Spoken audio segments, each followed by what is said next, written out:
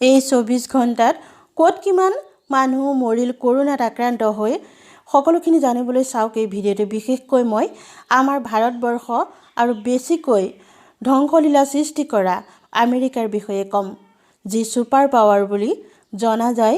সেই আমেৰিকাতে এতিয়া কৰোনা ভাইৰাছত ইমানেই ধ্বংসলীলা এনেকুৱা আতংক সৃষ্টি কৰিছে, জানি আপোনালোকে আচৰিত হৈছে নিশ্চয়। সকলোৱে খবৰ পাই আছে, জানক 24 ঘণ্টাৰ ভিতৰত এই দুখন দেশত বৰ্তমানলৈকে কিমান মানুহ ঢুকাল আৰু কিমান মানুহ আক্ৰান্ত হৈছে আৰু কিমান মানুহ আৰোগ্য হৈছে। সবিশেষ জানিবলৈ ভিডিঅ'টি সম্পূৰ্ণকৈ চাওক, মনোযোগেৰে চাওক। ভিডিঅ'টি ভাল লাগিলে লাইক কৰিব আৰু চেনেলটি ছাবস্ক্ৰাইব কৰক, কাৰণ দেশ বিদেশৰ সকলোতকৈ প্ৰথমে যিকোনো খবৰ পাবলৈ কিছুমান টিভি পেপাৰত নিদিয়া কিছুমান বাতৰি আপোনালোকে জানিবলৈ চেনেলটি ছাবস্ক্ৰাইব কৰি থওক, কাৰণ এই চেনেলটিতে মই বিভিন্ন ধৰণৰ দেশৰ খা খবৰ আপোনালোকক দি থাকিম। এতিয়া আহক আমি জানো 24 ঘণ্টাৰ ভিতৰত কৰোনাত আক্ৰান্ত হৈ মৃত্যু হোৱা লোকৰ সংখ্যা জানো ভাৰত আৰু আমেৰিকাৰ। সৰ্বপ্ৰথমে জানক ভাৰতবৰ্ষৰ কথা।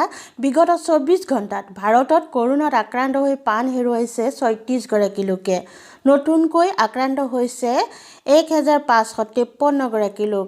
স্বাস্থ্য মন্ত্ৰালয়ে সদৰি কৰিলে এই তথ্য। বৰ্তমানলৈকে দেশত কৰোনাত আক্ৰান্ত হৈ 17,312 জন লোক ইতিমধ্যে আক্ৰান্ত হৈছে। মৃত্যু হৈছে 559 গৰাকী। গতিকে দেখিলে অংক খুব এটা কম নহয়, দিনক দিনে দেখোন বাঢ়িহে গৈ আছে। 1553 গৰাকী লোক যেতিয়া 24 ঘণ্টাত নতুনকৈ আক্ৰান্ত হয়, গতিকে ভাবক কিমান ভয়ৰ কাৰণ হৈ গৈছে। গতিকে লকডাউন শিথিল কৰিছে যদিও আমি কিন্তু আমাৰ যি স্থিতি আমি নিজেই নিয়ন্ত্ৰণ কৰিব লাগিব। তাৰ পাছত জানো আহক বিশ্ব একদম পাৱাৰফুল দেশ হিচাপে ছুপাৰ পাৱাৰ, য'ত চিকিৎসা বিজ্ঞানেই নালাগে, বিভিন্ন দিশৰ সকলো দিশতে আগবঢ়া আমেৰিকাত কি পৰিস্থিতিৰ সৃষ্টি হৈছে জানি আপোনাৰ গা নোম শিয়ৰি উঠিব। আমেৰিকাত বিগত 24 ঘণ্টাতে কৰোনাৰ ফলত মৃত্যু হৈছে 19,097 জন লোকৰ। কম কথা নহয়, 19,097 জন। ভাবকচোন সেই দেশখনৰ দুৰ্দশাৰ কথা ভাবক, এবাৰ অনুভৱ কৰক। 19,000, আপুনি 20,000 বুলিয়ে ধৰি লওক। 20,000 লোক যেতিয়া 24 ঘণ্টাত মৰি যায়, তেতিয়াহ'লে সেইখন দেশৰ পৰিস্থিতি কি হৈছে বাৰু ভাবক।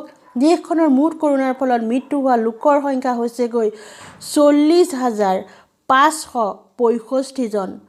40,565 জন বৰ্তমানলৈকে মৃত্যু হ'লেই মুঠ আক্ৰান্ত হোৱা লোকৰ সংখ্যা হৈছে 7,64,265। ভাবক অংকটো, ভাবক কিমান ডাঙৰ এটা সংখ্যা। আমেৰিকাত এতিয়ালৈকে আৰোগ্য হৈছে মুঠতে 71,012 জন। আৰোগ্যও যথেষ্ট হৈছে বাৰু। এতিয়াও আমেৰিকাত চিকিৎসা প্ৰদান কৰি থকা হৈছে 6,52,688 জনক। এই 24 ঘণ্টাৰ ভিতৰত একদমেই সংকটজনক অৱস্থাত আছিল 13,564 গৰাকী লোক। আৰু বিভিন্নজন দিনক দিনে সেইটো সংকট বেছিকৈ শৰীৰৰ দুৰৱস্থা দেখিবলৈ পোৱা যায়। শৰীৰৰ যিখিনি চিৰিয়াছ লাহে লাহে হয়। 24 ঘণ্টাৰ ভিতৰত তেওঁলোকৰ কিন্তু 13,564 গৰাকী লোকৰ অৱস্থা একদমেই সংকটজনক, হয়তো এই মৃত্যু হওঁ। গতিকে 24 ঘণ্টাৰ ভিতৰত এই মুহূৰ্তলৈকে যিমানখিনি খবৰ আছিল আপোনালোকক জনালোঁ। আমেৰিকা আৰু বিশেষকৈ আমাৰ ভাৰতবৰ্ষত মৃত্যুৰ সংখ্যা আৰু কিমান আক্ৰান্ত হ'ল তাৰ সংখ্যা। যদিও লকডাউন কিছু ঠাইত শিথিল কৰিছে, তথাপিতো কিন্তু আমি যদি মানি নচলোঁ, নিজেই নিজক যদি লকডাউন কৰি নাৰাখোঁ, বিভিন্ন কামত, গুৰুত্বপূৰ্ণ কিছুমান কামতহে আমি ওলাই গৈ নিৰ্দিষ্ট যিটো লক্ষ্যত গৈছোঁ সেই লক্ষ্য পূৰণ কৰি আমি ঘৰ সোমাওঁ। যেতিয়ালৈকে আমাৰ এই চিটা নোলায় তেতিয়ালৈকে আমি সাৱধান হওঁ আহক। আনকো সাৱধান হ'বলৈ কওঁ আহক। কিয় পুলিচে আমাক মাৰি আমাক শিক্ষা দিবলগীয়া হৈছে? আমি নিজে শিক্ষা নলওঁ কিয়? আমাৰ এয়া কিয়? আমাৰ দেশৰ কাৰণে, আমাৰ নিজৰ কাৰণে নহয় জানো? আমি যদি জীয়াই নাথাকোঁ, আমি ওলাই গৈ ফূৰ্তি কৰি কি লাভ আছে? এই মুহূৰ্তত ওলাই গৈছোঁ, পিছ মুহূৰ্ততে হয়তো আমাৰ মৃত্যু হ'ব পাৰে। গতিকে সাৱধানৰ মৰণ নাই। আপোনালোকেও সাৱধান হৈ থাকক। ওচৰে পাজৰে যাক যেনেকৈ পায় সাৱধান হৈ থাকিবলৈ দিয়ক। আহক সকলো সজাগ হওঁ। এই কৰোনাৰ বিৰুদ্ধে আমি সকলোৱে যুঁজ দি জয়যুক্ত হওঁ।